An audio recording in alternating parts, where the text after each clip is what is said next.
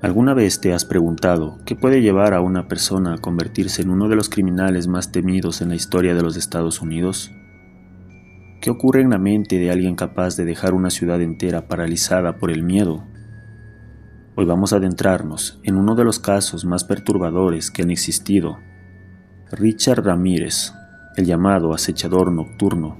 Prepárate para descubrir no solo sus crímenes, sino todo lo que hay detrás de esa figura escalofriante, su infancia rota, su conexión con el ocultismo, su aterradora estadía en el Hotel Cecil, la cacería policial que terminó con su captura y lo más impactante, los motivos que se esconden detrás de sus actos.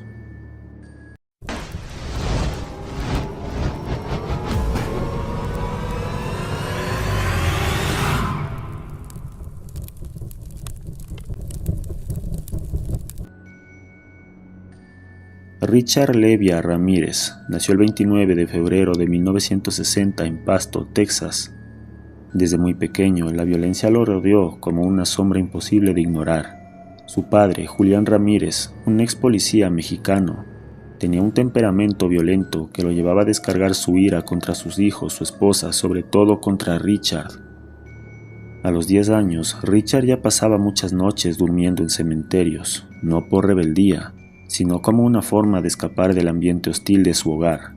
Este comportamiento solitario no solo era un reflejo de su aislamiento, sino un indicio temprano de su conexión con temas oscuros. Uno de los personajes clave en la vida de Ramírez fue su primo Miguel Ramírez, conocido como Mike, veterano de la guerra de Vietnam. Mike solía contarle a Richard historias gráficas sobre lo que había hecho durante el conflicto: violencia extrema, abusos, prácticas que rayaban en la tortura. Pero lo que más marcó al joven Richard fue ver fotos que su primo guardaba como trofeos, fotografías de actos impensables. Mike también le enseñó a usar armas, a acechar en la oscuridad. Y como si eso no fuera suficiente, a los 13 años, Richard presenció cómo su primo le quitaba la vida a su esposa con un disparo en la cabeza, justo frente de él. Imagina vivir algo así en plena adolescencia. ¿Cómo se puede volver a la normalidad después de eso? Pues Richard no volvió nunca más.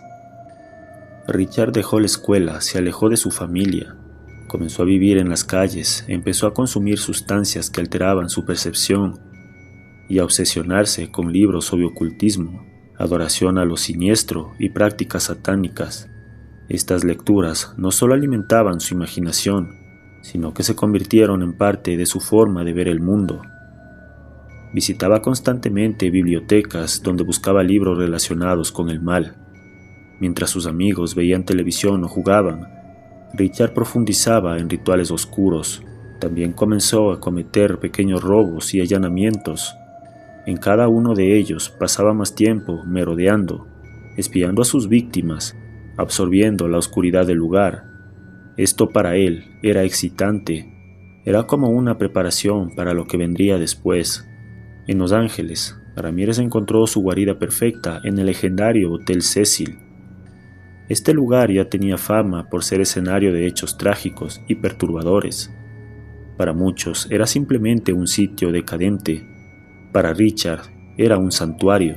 Se hospedaba en habitaciones baratas y desde ahí planeaba sus ataques. Incluso llegó a regresar a su habitación después de cometer algunos de sus actos, caminando con la misma ropa manchada como si nada.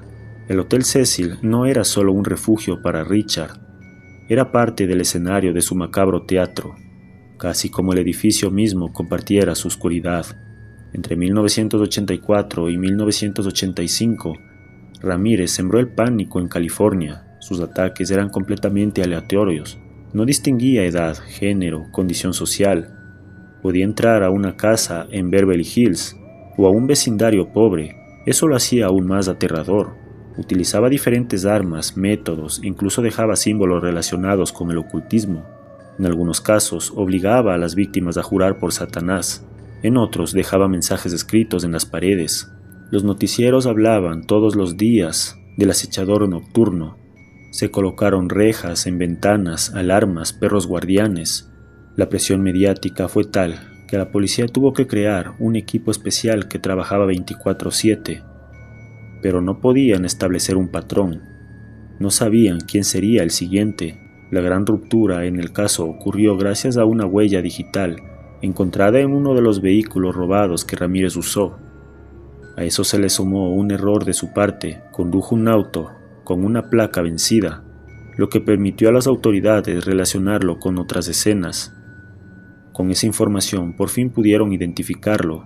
Se publicó su fotografía en todos los medios y así empezó la cacería.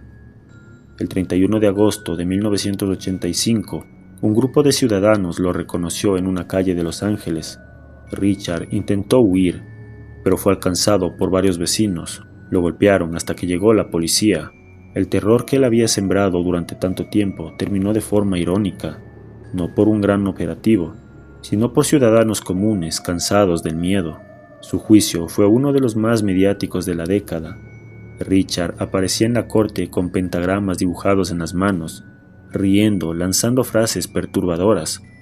Una de las más recordadas fue: "No me arrepiento, esto es solo el principio".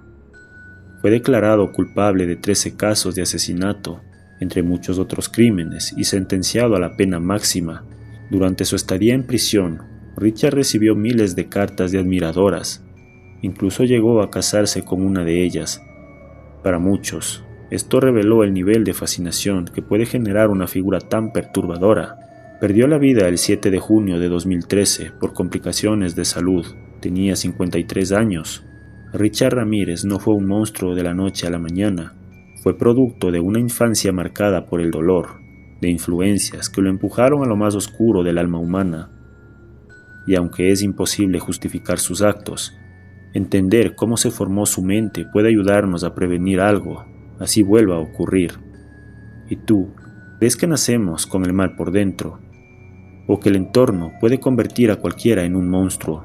Si te gustó este contenido, suscríbete para más misterios, historias y leyendas.